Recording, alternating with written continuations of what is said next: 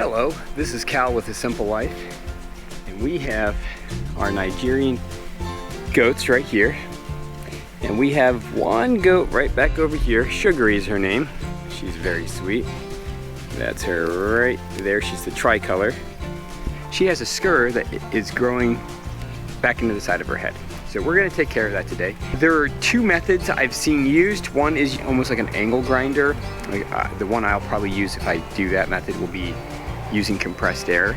And then the other one is using a PVC pipe cutter. So that's the method we're gonna try. You know, it's really important when you are going to debud goats to do it correctly. And I do it all myself now. It was basically one of the reasons why I do a lot of things myself. It's not because I can't find people that'll do it. It's that I can't always trust that they're actually going to do it right. And so I've never had somebody come and do it and screw up, but I've had multiple goats that we've purchased that have them screwed up. And so that's why I just do it myself. The good part is Clover, our original, the OG mother goat, she's polled. Her babies have a 50% chance of not having horns. And so out of these guys, I've done these three and probably 20 other goats. I'm gonna get set up. The boys are gonna help me, and here they come now. And we are going to get Sugary, and we're gonna see if this little cable wire will cut through that horn. This is the scur right here, okay? And it's actually fairly loose, okay? But it's not loose enough to just, you can't yank it off, okay? It's not gonna be yanked off. We're gonna try this, and we're gonna see if this will work. I'm not sure if this will even work. I've been told that this will work.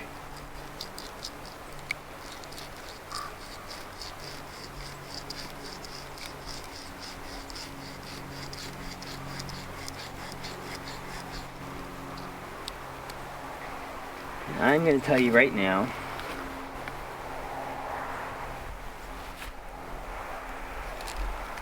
I don't think this is doing anything at all. I don't think this is working at all, but we're going to keep trying. That did not seem like that did anything, but we'll, let's see.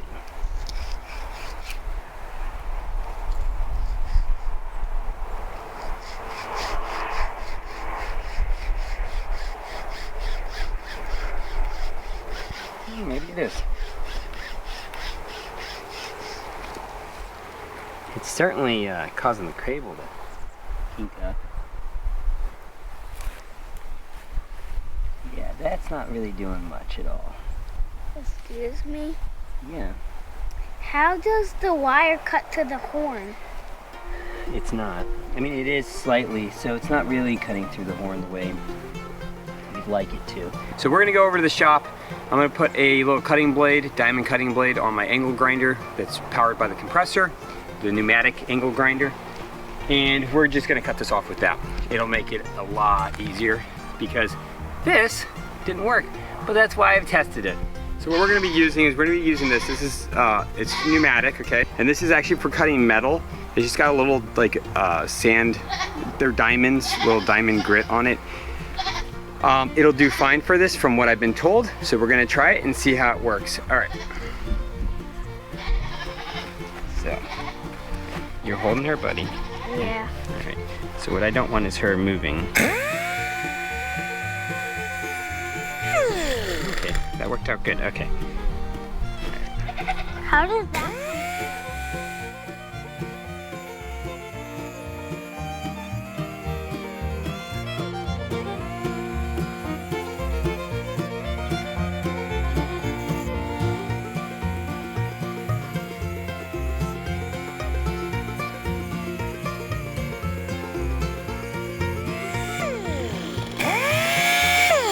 So I'm being very careful of cutting. That's why I'm putting her head like this, so I can cover her eye. And yes, I'm putting my leg in the way, but it'll be fine.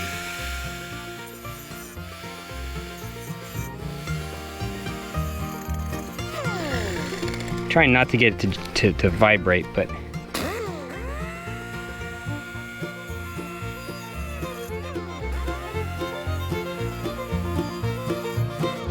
We're almost all the way through. We're really, really close. How does that cut through there? It just sands. It's basically just sanding that away, okay? And when we're done, I'll take the edges off of it. All right, so I got a little bit left. You pull a little there, buddy. Okay, good job. Pull a little there. I'm not gonna do it enough that she can't breathe. It should be fine. So we're not.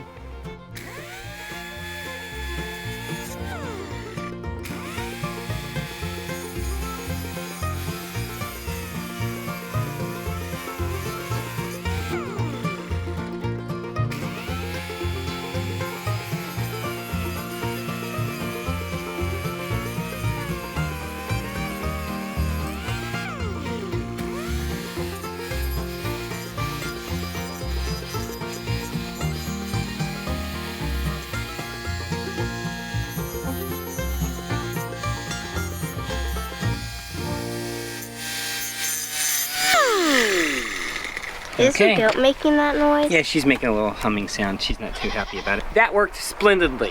Absolutely great. So we got one more goat to do that has a scar. And so I can show you the bit that, this is the bit that we cut off. So not much at all, but just enough. So now there's a little bit more movement in that bit, and she'll headbutt something probably in the next week or two and probably break the rest of it off. So why don't you boys go take her back, okay? And I'll go start getting Howie. Now he's really stinky because we're kind of in the rut right now. So this is gonna be painful for me, but not for you. So we're gonna get this all cleaned up. I'll start with this one and then I'll flip him around and I'll do the other one.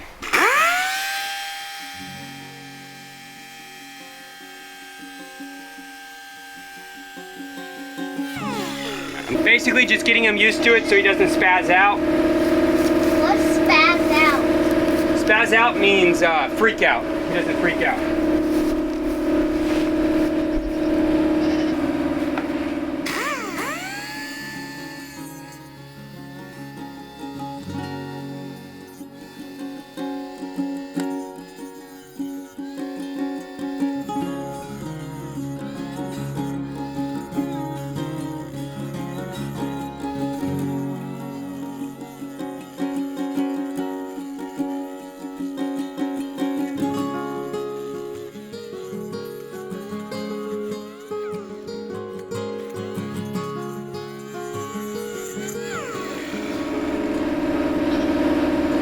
Yeah, that's gotta feel a lot better. Oh, buddy, that could not have felt good.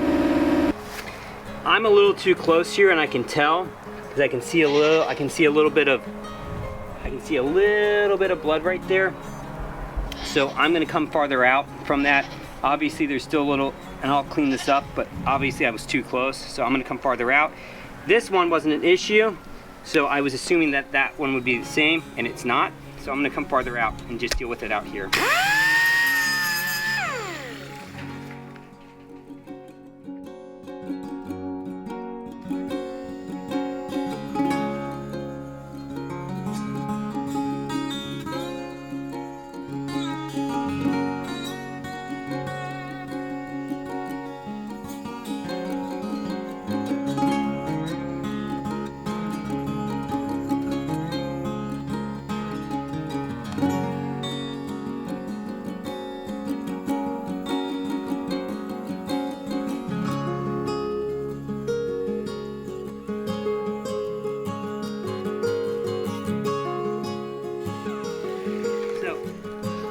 I'm already past the spot that I was on in the other one. I'll show you a close-up of this and just show you. This is all learning. You know, you don't really know until you kind of start experimenting and seeing.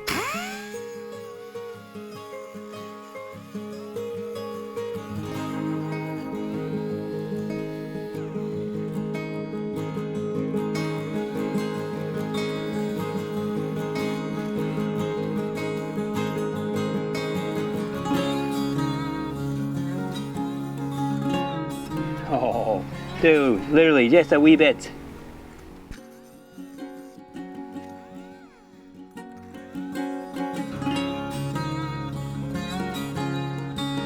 There it is. Boom. Got it. So there is a little, he's got a little wee bit of blood. I'll clean this up. So that's what it looks like. Obviously, this other cut, I was too far back. I thought I tried to go the same distance as this one and it didn't work. It'll be fine. These are scars, so I'll put a little blue coat on that just to seal it, and yeah, and then we'll be good to go. All right, Clint, do you want to take him back? No. You don't? All right, I'll do it then. I guess because he's very stinky. He doesn't smell any worse than any other little boys.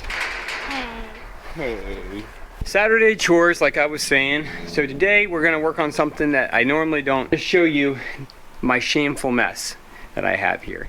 What I have here is I have chicken netting I've used, more chicken netting, pig netting. It's a mess. It doesn't have to be that way. I'm gonna show you the method that I use up at Herman's for dealing with this netting and how I store it in a very organized way, because it just, while it takes a little bit more time to do, and if I was just moving them every day, if I was moving chickens every day, then I wouldn't do the method I'm going to show you. But it's the method I use for storing anything long term. I'm going to clean up a piece of netting, a span of netting, and I don't know when I'm going to use it again. I roll it up, and I'll show you how I roll it up, and I'll show you why it's so stinking amazing. And the other reason why I roll it up is if you have to unroll it, and you happen to need to unroll it inside of the woods or in any wooded area, it really, really helps to have it rolled up and not loose, because if it's loose, it's going to get caught in every piece of bramble, blackberry, thorns, all that kind of stuff. So anyways, I'll show you that method right now. This wire wasn't a mess when I pulled it all together, because you just grab one post and you grab the next one and you keep grabbing the post and you just kind of clump them together, and then you lay the whole thing down and you roll the netting up to the post, and then you can tie it off, and it's a nice tight bundle, and it's beautiful. Except for that never is really as clean as the first time. It's like folding a tarp back up. It just never folds the same. This is going to be one big clean bundle in a minute, and then you'll understand why I do the method I use. So first thing is you need a small, beautiful terrier that's going to kill all the rats and horrible creatures. This is Emmylou Harris. She's a Patterdale Terrier. She's out of a great breeder in Oklahoma. Roughnecks. Curtis is an amazing guy, and we hope you get well soon, Curtis. I mean that from the bottom of our heart. And Emmylou is an absolute blessing and an amazing dog in our family. Great mothering instincts. All right, so on to getting something done. Here's my post. I'm just gonna start rolling it, that's it. It takes a little bit longer, but I'll tell you what it doesn't count for. That extra time sink, one thing is as you get this going, it speeds up because you have a bigger radius. You don't have to go super tight. I just try to make sure that it's, I try to keep it in the middle pretty much, so it never goes over the ends. And you're gonna see by the time I get to the end, this will be big and bulky, but it'll be so stinking clean. And the fact that it's clean and it's not getting caught on everything, and it's actually really easy to unroll. Unrolling it is really the just opposite, except for it unrolls itself just by going like this. So all you're doing is grabbing and backpedaling with your hands, and it makes it really easy. And when you're in the woods, it means that you don't have, when you're walking through the woods unrolling this, if you're gonna put like pigs or goat or sheep in a more wooded area, it's a lot easier to unroll than when you have a post you're holding up in the air and you have all these big loops. I found that this works really good for me. And now once again, the boys really don't do a lot of the net moving themselves, they just move lines. And there's a reason for that. The net moving is a lot more complicated and a lot harder and more physical. But at some point, they'll be doing it as well. But I'm gonna probably put that in about 2 years out, because it's just so much more physical to have to gather the net up and make sure it's all nice and tight. Get to the end, and there you go. And Now I can carry this like a suitcase. It's literally that easy to carry. Now, hold on. Which one's easier? The one that took maybe an extra 3 or 4 minutes, but now all I have to do is carry this around, or the one that only took, you know, a couple minutes less time, and now I got to deal with that. Chicken fencing, no, it's a no-go. It has to be rolled. Same thing with the goat fencing, sheep fencing. That's my opinion. I'm not saying you're doing it wrong if you do it the other way, and there are a lot of people that do it the other way. If I was moving this every single day, I would not roll it. But since I'm storing it, and I don't know when the next time I'm gonna use it is, I'm gonna roll it. If I'm going to set up like a 4-acre goat area, and they're gonna be in it for 3 weeks, 4 weeks, when I'm done, I'm gonna roll it up, because the next area, I'm probably gonna have to cut through a bunch of woods. And it makes it a lot easier having to cut through those woods if I have it all rolled up, and all I'm doing is walking along with a roll, putting a post in, walking another 10 feet, putting a post in, and my fencing isn't getting caught on blackberry bramble or thorns or tree branches or whatever else. Okay, so when I'm dealing with the pig netting, I do deal with it like this. I put all the posts up here. As I walk up, I just gather them up one at a time. And typically, when I've gathered them up one at a time, I will lay it down. Now, I'm obviously don't lay it on the back of a truck. I'm just doing this right now just to show you guys. Typically, I just lay it down on the ground, and then I roll it up, okay? I just gather up the back end of it, okay? Make sure I get all of them. Okay, and then I just kind of tuck it together, and I roll it like this. Just pretty much as tight as I can. Okay, and I get all the way to the end. Okay. And typically, I have a piece of baling string here, or there's a black string that comes on this. I don't know why there's not one here. I'll go get a piece of baling string and put this on here. And then I tie it around the middle, and this becomes a nice little bundle.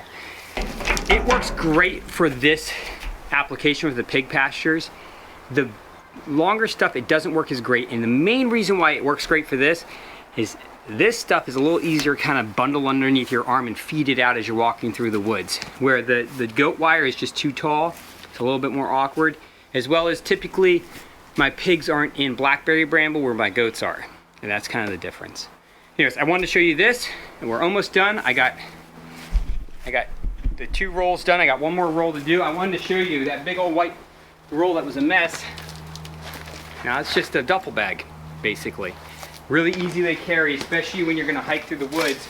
And in my case, a lot of times, I'll take these in a couple 100 yards into some of these areas. And then I'll start at my finish line, which is usually like a vineyard fence or something like that. And I work my way all the way out. And the reason why I don't come do it the other way is because then I always end up being 10 feet short. So that's why I always start at the finish line and then I work back there. All right, I will keep you updated on my little cleanup. Herman and I are up here. We're gonna swap out these teeth real quick. Merle's gonna help us and Junior's gonna annoy us. Anyways, we're gonna get to work, get these teeth swapped out, and then the excavator will be back up and running.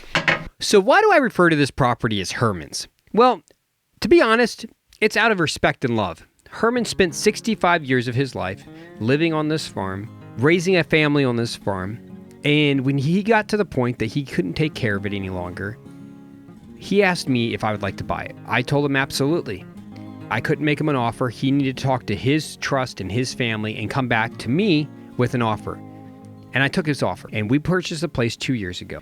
But I have never been able to call it my place. And the reason why I can't call it my place, we just continue to call it Herman's, is because I can't take that away from him. He spent 65 years working this land, hunting this land, feeding his family off this land, going to the local markets, and making a living off of this land. So in my heart, it'll always be his. There's one of them. Yep, there's Merle. Hey, Merle. All right, well, we're done up here. Don't know where the goats are at. They're out browsing, probably. Merle wants his daily dose of belly scratches. How you doing there, Merle? Doing good? What's that on your, oh, just a little. Came up and everything's doing good up here. I'm gonna get down so we can get off to church tonight, and we'll see you guys tomorrow. Have a good night.